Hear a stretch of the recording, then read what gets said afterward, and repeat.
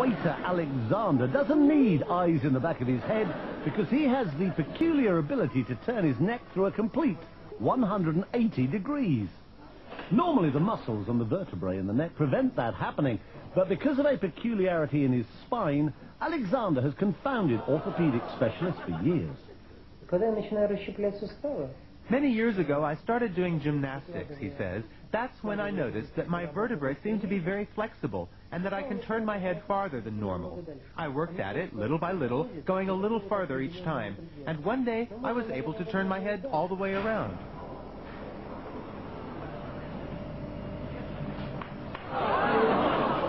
Despite the somewhat unsettling crunching of bones, Alexander claims to feel no pain, which is more than can be said for the people sitting behind him on a bus.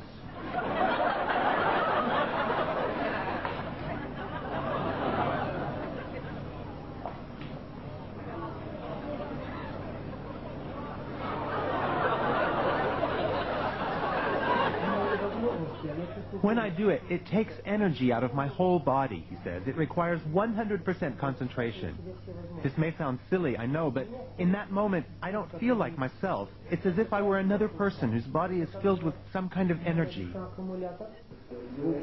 I've been a radiologist for more than 30 years, he says, but I've never seen anything like it. Alexander is extremely flexible, no doubt about it. However, I suspect that it's a congenital ability. It's not something anyone could learn or train for. On the contrary, if someone else were to try it, they would surely break their neck. For me, it's absolutely normal and doesn't hurt at all. The fact that he can turn other people's heads as well, although obviously not as far, has encouraged Alexander to take his peculiar skill on a concert tour.